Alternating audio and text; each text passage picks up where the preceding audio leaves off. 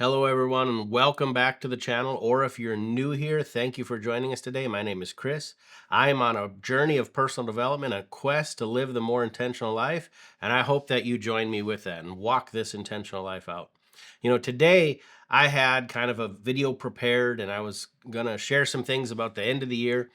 But on the way over to my studio, I was listening to Brennan Burchard on his Growth Day app, and he said something that I found so interesting. I was thinking about it all the way over here, and I decided I wanted to share it with you. So let's talk about it.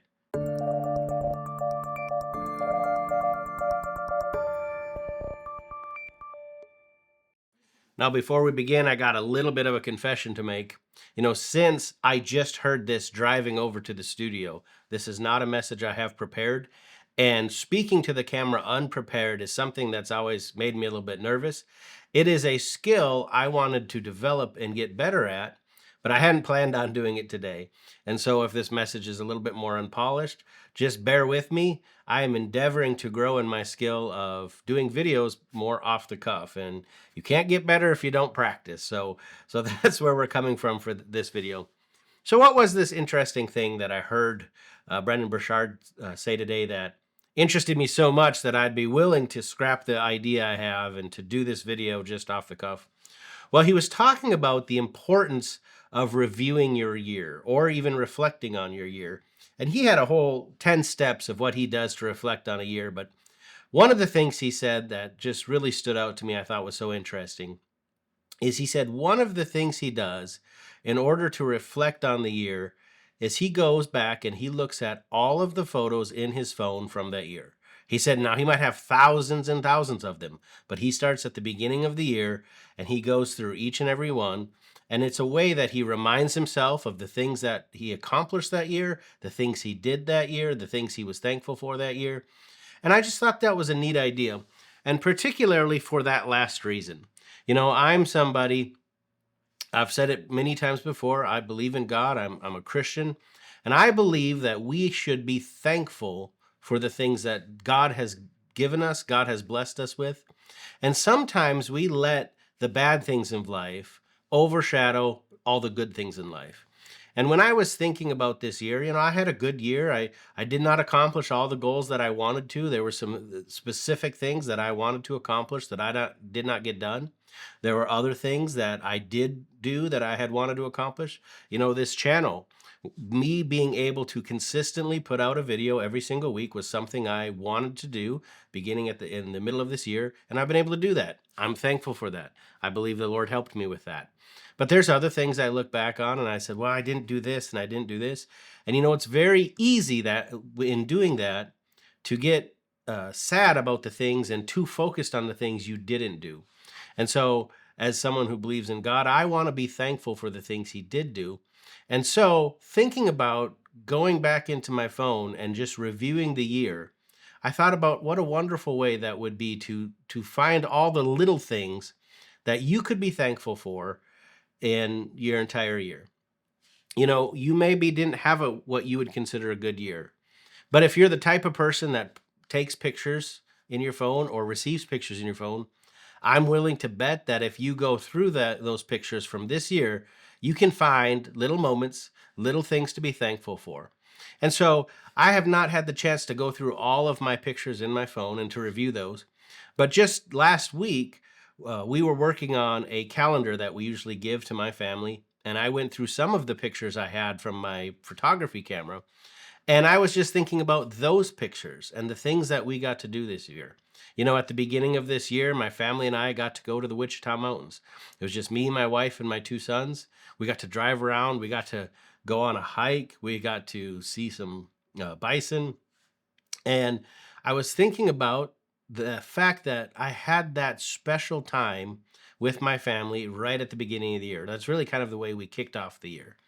But then when I was thinking about other things that I know are in my phone, we had birthdays for my children. We had birthdays for my nephews. We celebrated holidays together. But even littler things like this in October, we got to rent a cabin and we went there. And this was part of my video of needing a vacation. We just had such a great time there. Since October, my older son has continually said, he's only 5 years old, but he's continually said he wants to go back to the log cabin.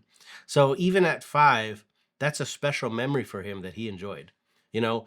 And I thought of even smaller things. There were times where me and my family, we just went to a park, and I followed my older son around. He is so full of energy, loves to climb everything, really keeps me on my toes. But I followed him around and I just took different pictures. You know, there's a picture in my camera of my son climbing a tree, and I got a picture of him just kind of popping his head up over the tree. And I begin to think about even the pictures that I know are in there, and how many memories are in there, and how many precious memories are in there that are so easy for us to forget. And so this is just a simple reminder to you that no matter what your year seemed to be like, I'm willing to bet that you had some good memories in there. And I'm encouraging you to go remember those good memories. You know, part of making memories is you have to do the thing, right? You have to go on the vacation or spend the time in the park or just whatever. But you also have to remember those if they're going to be true memories for you. And I just thought this is such a good way to do that. So at the end of the year, I think one of the best things you can do is finish off your year being thankful for all the good things that happen, whether big or small. You know, you may not have accomplished everything you wanted to accomplish. You may not have been able to do everything you wanted to do. But as you finish out this year and you're looking forward to the next year, I would much rather go into the year hopeful and full of excitement of all the good things that could happen. And one of the best ways to do that is to actually go back and look through your this past year and remember all of the good things that it did happen, all of the good things you were able to do, all of the good things you were able to accomplish. And let that just bring an excitement to you and a hope and an expectation that I can have good memories in this next year. Me and my family can make memories. I can accomplish the goals I have. I can see the things that I had been desiring to do for so long come to pass. You know, this is a really simple message, but I hope you take the time to do that. You know, when I go home sometime this weekend, I am going to go through my phone. I'm just going to look at every single picture. Even just while I was driving here, and even while I'm talking to you right now, I'm thinking of some of the pictures. You know, I got to go to on a number of trips this year, and just thinking about the people I got to spend time with, the things I learned, the conferences I went to, how much I have grown since the beginning of 2024. I mean, I have a YouTube channel that I'm consistently posting on. That happened in 2024. What an amazing thing that was. And now I'm excited and I'm expecting for all the good and amazing things that could happen in the coming year. So again, I don't know the type of year you had. I don't know if you're going into the 2025 thinking, man, I'm just glad to get out of 2024. It was the worst year of my life.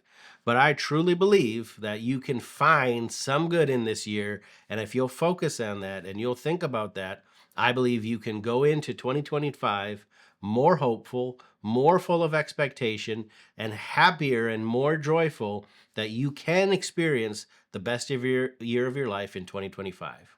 If you want to learn more about why it's important to focus on the good and not the bad, you can click on this video down here. But until I see you again, go out and live that more intentional life.